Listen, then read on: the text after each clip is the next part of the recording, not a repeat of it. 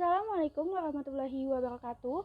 Perkenalkan, nama saya Amelia Febrianti dari Prodi Pendidikan Ekonomi Angkatan 2020 dengan NIM 1701620051. Di sini, saya akan menjelaskan tentang sebuah film yang berjudul The Big Short.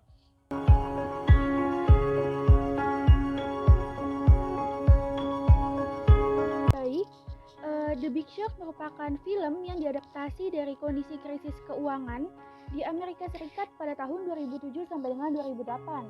Film ini disutradarai oleh Adam McKay dengan beberapa produser diantaranya Dede Gardner, Jeremy Kleiner, Arnold Mirchan, dan Brad Pitt. Dan film ini tuh pertama kali tayang pada tanggal 11 Desember 2015 di Amerika Serikat. Film ini berdurasi 130 menit dengan meraup keuntungan sekitar 133 jutaan US dollar. Film ini juga terdapat 6 tokoh utama, di antaranya ada Christian Bale sebagai Dr. Michael Burry, ada Steve Carell sebagai Mark Baum, ada Ryan Gosling sebagai Jared Vanett, ada John Magaro sebagai Charlie, ada Finn Wittrock sebagai Jamie, dan ada Brad Pitt sebagai Ben Rickett.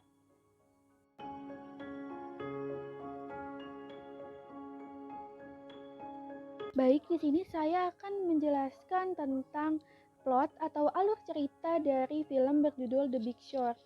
Jadi pada awalnya sekitar tahun 1970, bank bukanlah tempat bekerja yang nyaman, menyenangkan, ataupun menghasilkan banyak uang.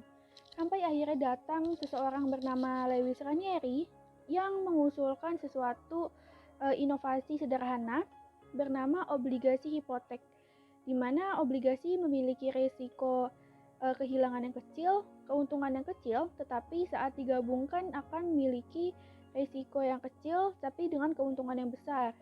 Sampai akhirnya muncullah sebuah produk bernama MBS atau Mortgage Backed Security atau obligasi hipotek. Setelah itu, bank mendapatkan banyak suplai modal baik dari investor ataupun dari perusahaan swasta. Dari sinilah infrastruktur, modal, bahkan perekonomian di Amerika Serikat menjadi bertumbuh pesat. MBS menjadi primadona investasi terbesar Amerika bahkan sampai 30 tahun kemudian.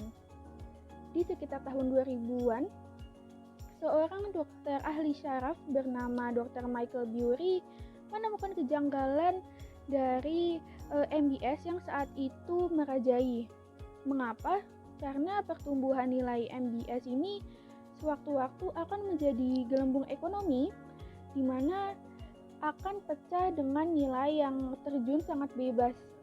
Lalu ia juga melihat bahwa nilai dari MBS ini tidak stabil dan tidak akan bertahan lama karena adanya pinjaman subprime, di mana pinjaman subprime ini memberikan kemudahan terhadap peminjam, tetapi akhirnya dapat terjadi kredit macet apabila peminjam itu tidak benar-benar kredibel untuk membayar utangnya. Sampai akhirnya Dr. Michael Burry ini memutuskan untuk membeli kredit default swap atau CDS kepada beberapa bank sampai totalnya tuh 1,3 miliar.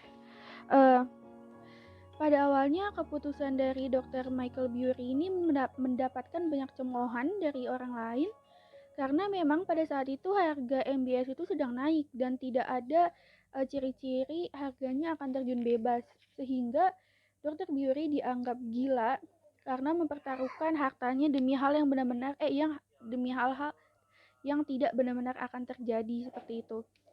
Lalu teori dari Dr. Burry ini didengar oleh seorang karyawan bank bernama Jared Vanett. Ia akhirnya setuju dengan apa yang dikatakan oleh Dr. Burry bahwa nanti akan terjadi kehancuran perekonomian di Amerika Serikat. Sampai akhirnya Jared Vanett mengajak salah satu investor di perusahaan Wall Street, yaitu Mark Baum beserta tim. Awalnya Mark Baum beserta tim juga sama nih seperti orang-orang yang mencemooh Burry. Ia tidak percaya bahwa harga MBS ini akan turun. Sampai akhirnya mereka mencari informasi langsung kepada banker dan mereka menemukan fakta bahwa selama ini bank memberikan kemudahan terhadap peminjam dari pinjaman subprime agar bank mendapatkan keuntungan lebih besar dari penjualan MBS, namun tanpa melihat apakah peminjam tersebut kredibel dan dapat membayar utang-utangnya. Lalu tim Markbom juga berpikir bahwa akan terjadi kredit macet. Lalu bagaimana caranya untuk menjaga asetnya?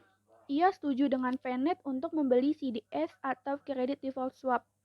Lalu di scene lain itu terdapat dua anak muda investor muda yaitu Jamie and Charlie yang mendatangi Deutsche Bank untuk mendapatkan perjanjian ISDA agar dapat bertransaksi lebih tinggi lagi daripada yang sudah mereka lakukan. Mereka ini termasuk hebat karena pada awalnya hanya memiliki modal sekitar $30.000 sampai akhirnya dikembangkan menjadi $110.000. Tetapi untuk mendapatkan ISDA ini masih jauh dari minimal kepemilikan modal. Akhirnya mereka berdua ini memutuskan untuk menghubungi mentor investasinya terlebih dahulu yaitu Ben Rickett. Ben Rickett awalnya tidak ingin membantu karena sudah pensiun lama dari dunia perbankan. Tetapi karena yang meminta adalah anak muridnya, Ben Rickett akhirnya memutuskan untuk membantu. Dua anak muda ini juga akhirnya mendengar nih teori dari Dr. Michael Burry bahwa akan terjadi krisis ekonomi besar-besaran di Amerika. Karena pada saat itu fokus dari mereka ini adalah mendapatkan keuntungan, mereka melihat kalau misalnya dengan membeli CDS atau Credit Default Swap, maka mereka akan tetap mendapatkan keuntungan yang besar apabila krisis benar-benar terjadi. Akhirnya mereka juga memutuskan untuk membeli CDS seperti tokoh-tokoh sebelumnya yaitu Burry, Baum, Jarrett, dan tim. Lalu kenyataannya tidak sesuai nih dengan apa yang mereka harapkan. MBS dan CDO yang diharapkan nilainya turun, malah sebaliknya nilainya tuh tetap naik. Akhirnya mereka sekelimpungan dan memikirkan bagaimana caranya untuk menutupi premi dari CDS yang tetap harus dibayarkan kepada bank.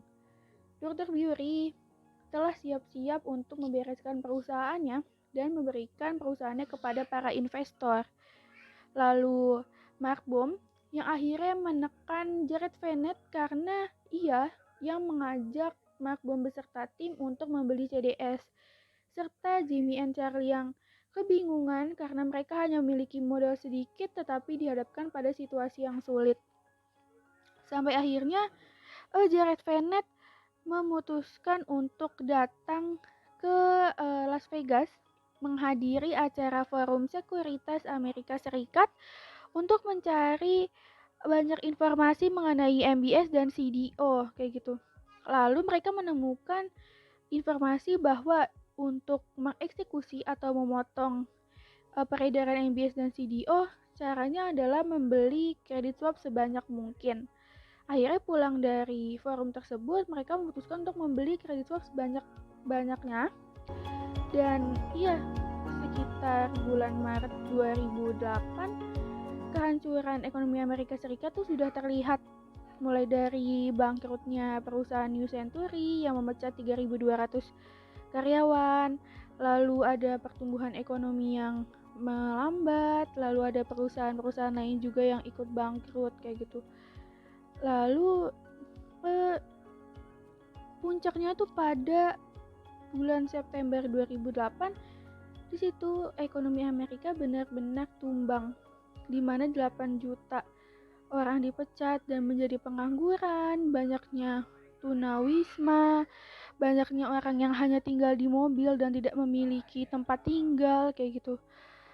Walaupun keadaan ekonomi Amerika Serikat itu turun, berbeda nih dengan keadaan ekonomi toko-toko yang tadi telah membeli kredit swap kayak gitu seperti Dr. Michael Burry. Ia akhirnya mendapatkan keuntungan sebesar 489%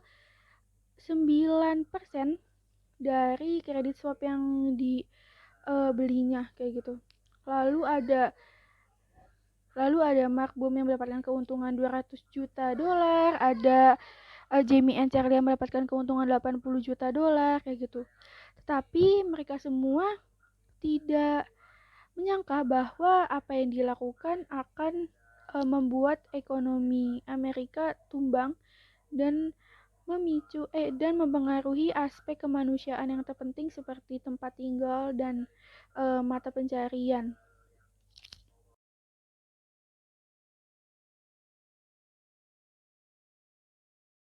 Di sini saya akan menjelaskan tentang kelebihan dari film The Big Short.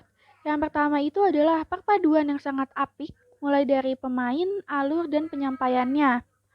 Pemain yang memang sudah terkenal mumpuni dalam aktingnya sudah tidak bisa diragukan lagi. Lalu, ada penyampaian istilah-istilah ekonomi yang tidak biasa karena dijelaskan oleh tokoh-tokoh terkenal nih, seperti Selena Gomez, Margot Robbie, bahkan Chef Antonio. Penggunaan analogi sederhananya juga sangat membantu penonton yang memang awam terhadap istilah ekonomi makro. Lalu yang kedua adalah penampilan Dr. Michael Burry dengan unsur komedi narsistiknya yang dapat mencairkan suasana dari film ini yang terkesan kaku dan sangat detail. Lalu yang ketiga adalah film ini memberikan saya pemahaman baru tentang istilah-istilah ekonomi, khususnya ekonomi makro, sehingga secara tidak langsung seperti belajar tetapi melalui film. Dan yang keempat adalah penggambaran dari krisis ekonomi yang dihadapi oleh Amerika benar-benar digambarkan secara nyata sehingga membuat saya tersentuh. Lalu, kekurangan dari film ini menurut saya adalah penggunaan istilah-istilah ekonomi yang digunakan terlalu kompleks bagi penonton yang tidak terbiasa akan bingung. Selain itu, filmnya juga terlalu detail dengan alur yang campuran, jadi sulit untuk mengambil kesimpulan karena perpindahan dari satu scene ke scene lain itu sangat cepat. Jadi, untuk benar-benar memahami apa makna dan pesan yang ingin disampaikan dari film ini, saya membutuhkan 2 kali pengulangan. Karena kalau sekali masih bingung dan masih tidak terlalu paham apa yang sebenarnya terjadi pada saat itu.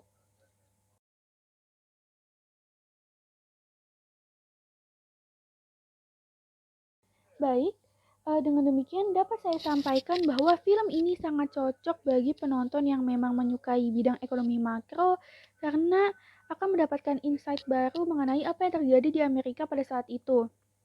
Tapi, bukan berarti bagi penonton yang masih awam terhadap istilah-istilah ekonomi makro tidak dapat menonton film ini. Justru film ini dapat menjadi sumber pengetahuan baru dengan mengenal dan mengetahui apa yang terjadi di Amerika pada saat itu. Tetapi memang bagi penonton yang awam terhadap ekonomi dibutuhkan konsentrasi penuh agar pesan yang ingin disampaikan dalam film tersampaikan secara utuh.